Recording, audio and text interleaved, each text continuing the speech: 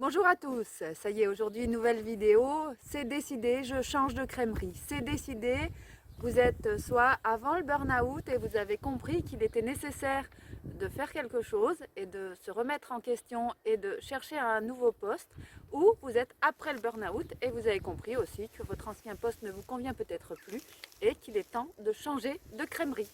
Vous avez tout essayé, mais votre environnement de travail est plus que compliqué et vous met sur les rotules chaque jour. Chaque soir, quand vous rentrez du travail, vous êtes toujours aussi épuisé. Et vous n'avez même plus d'énergie pour votre famille, pour vos enfants ou pour vous, pour votre confort personnel. Plus aucune énergie. Vous voyez la petite pile Duracell, ben là vous êtes complètement au plus bas. Donc vous avez tout essayé et vous avez essayé de travailler sur vous-même, vous avez travaillé sur vous-même, vous avez changé votre comportement, vous avez essayé de comprendre, mais vous êtes soit sous une situation avec un employeur qui est sous pression et qui, j'en ai parlé dans une vidéo précédente et je vous ai partagé sur la chaîne, il fait beaucoup de vent ici, je vous ai partagé sur cette chaîne Soignant Gagnant la vidéo de Clément Bergeon sur les personnalités toxiques sous stress. Et vous vous êtes rendu compte que votre employeur est sous stress et devient une personnalité toxique. Vous ne pouvez rien faire pour lui puisqu'il n'a pas décidé de gérer son stress, il n'a pas décidé de changer. Donc l'ambiance au travail devient de toujours de plus en plus pourrie, on peut le dire. C'est très délétère et ça ne vous fait pas grandir ni avancer et ce n'est pas non plus ressourçant. Ensuite, on a un deuxième cas, ça peut être aussi les collègues négatifs, toujours dans le marasme négatif, qui n'arrivent pas à s'en sortir, mais vous ne pouvez pas les changer non plus. Donc vous avez décidé aussi de prendre le large et se dire, allez, on va aller voir ailleurs si on ne peut pas trouver des collègues un peu plus positifs, un peu plus épanouis dans leur travail, avec des caractéristiques et des mindsets ultra positifs. Parce que ça, c'est important, hein, votre environnement autour de vous. Si vos collègues sont négatifs, vous aurez beau faire tout ce que vous voulez, lire tous les livres que vous voulez, ça sera compliqué. Ensuite, il y a aussi les conditions de travail qui ne vous correspondent plus. Vous avez décidé de changer de crèmerie parce que, bien sûr, ça ne correspond plus à vos attentes. C'est-à-dire que vous êtes arrivé sur ce poste, vous saviez que vous alliez aider ou mettre à contribution vos qualités pour un service. Vous vous êtes rendu compte que le service, les conditions de travail dans le service dans lequel vous évoluez ou dans le secteur dans lequel vous évoluez ne correspond plus à vos valeurs. Il n'y a plus du tout d'humanitude. Vous avez même assisté à des maltraitances ou du harcèlement sur d'autres collègues. Vous assistez à ça et c'est très difficile pour vous et vous avez décidé, bah stop, on ne peut rien faire parce que on a déjà signalé, on a déjà demandé que ça ne change pas, vous avez décidé de partir. C'est une des solutions qu'il faut mettre en place pour vous préserver, pour préserver votre santé physique et morale. Ensuite, il y a aussi le cas où on veut changer de crèmerie parce qu'on n'apprend plus rien.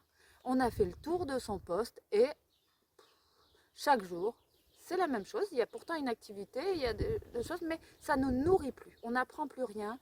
On a l'impression de faire toujours la même chose, toujours plus, et ça nous nourrit plus. Ensuite, il y a aussi quand il n'y a plus de plaisir. Plus d'envie et plus de plaisir du tout au travail. On va avec les pieds de plomb et on se rend compte que c'est difficile le matin pour sortir de la maison, pour même prendre la route, arriver, garer sa voiture. On n'a plus envie de sortir de la voiture, on remet une petite musique d'entrée et on n'a même plus envie de passer les portes de son poste, de son établissement. Donc là aussi, vous avez envie de changer de crèmerie. Et ensuite, il y a aussi un cas où vous êtes harcelé, où vous subissez la pression malsaine. Vous avez signalé, rien ne change, et vous avez décidé aussi de prendre le large. Alors, vous vous posez la question, comment je vais faire pour prendre le large? J'ai 40 ans, j'ai 30 ans, j'ai le nouvel employeur, est-ce qu'il voudra de moi? J'ai peur, est-ce que je vais connaître les nouveaux collègues? Est-ce que ce sera bien? Est-ce que ça va correspondre à mes besoins? Est-ce que ça va correspondre à mes valeurs? Vous passez votre temps sur LinkedIn, sur Facebook, sur les offres d'emploi de soignants, de manip radio, de médecins, d'entrepreneurs. Et vous passez votre temps, vous voyez les postes, mais vous n'osez pas. Vous n'osez pas envoyer votre CV. Vous dites maintenant, je suis plus au goût du jour, mon CV est plus à la mode, ils sortent des CV beaucoup mieux, je suis pas à l'aise avec l'outil informatique, c'est plus pour moi d'aller postuler, on voudra jamais de moi. Rassurez-vous. Alors, Rester toute sa carrière dans une même entreprise ou dans un même service, c'est très rare. Une étude LinkedIn nous donne qu'on va changer 4,5 fois de poste ou d'employeur dans sa vie. Alors, parfois, on ne va pas changer d'établissement, mais c'est les employeurs qui vont changer du fait du départ en retraite, du fait d'un rachat ou du fait d'un changement de structure. Ensuite, il y a le cas où vous allez postuler à d'autres postes pour vous épanouir, pour le cas de la mutation, le cas d'aller sur d'autres secteurs d'activité qui vous plaisent. Alors tout ceci, ça se travaille. Vous avez peur de ne pas être à la hauteur, vous avez peur de ne rien valoir, on ne voudra jamais de vous, pourquoi on prendrait une vieille ou une jeune, etc. Les jeunes ont peur parce qu'ils disent oui, il y aura des congés maternité, les anciens ont peur parce qu'ils disent on est trop vieux. Donc voilà, si tout le monde a peur, personne ne fait rien et personne ne s'investit et ne fait son CV et n'ose changer. Mais le fait de ne pas oser, de ne pas bouger, ne va pas changer les choses. Ça ne va pas améliorer votre condition de travail, ça ne va pas améliorer croyances limitantes que vous n'êtes pas à la hauteur. Alors ceci se travaille, tout ceci se travaille. Un jardinier par exemple, quand il cultive son jardin, quand il obtient des belles tomates, il est très fier et il peut les distribuer avec fierté à ses voisins, à ses amis. C'est pareil pour vous. Vos valeurs, vos qualités, vous pouvez les travailler afin de les présenter et d'être fier de vos qualités et de vos valeurs et de les présenter et de les offrir à votre futur employeur. Tout ça, ça se travaille et c'est très important de se mettre en action pour y aller. Quand on veut changer de crèmerie, c'est bien de se dire j'ai envie de changer, mais le point le plus important, c'est de se mettre en action et qu'est-ce que je fais? Quel premier petit pas je fais pour me mettre en action? Comment vous allez faire ça? C'est très simple.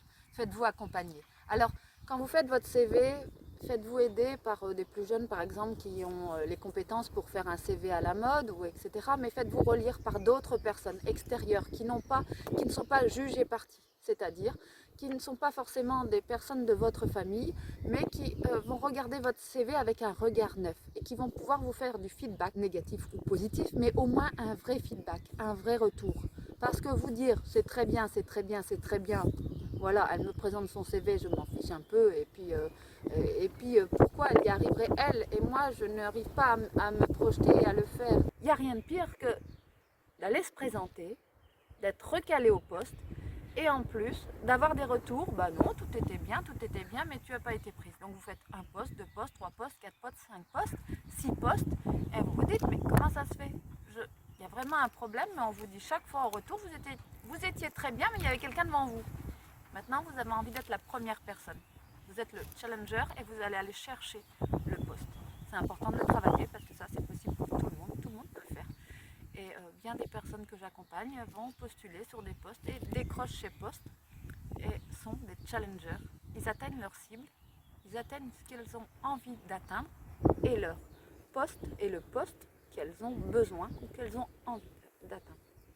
Un accompagnement, ça dure entre 2 à 3 séances. Sincèrement, le mieux c'est 3, avec une étude claire des besoins où on va pouvoir étudier les besoins, pourquoi le changement, quelles sont les raisons du changement pour pouvoir faire le tri et se présenter à l'employeur avec un mindset, un état d'esprit très positif.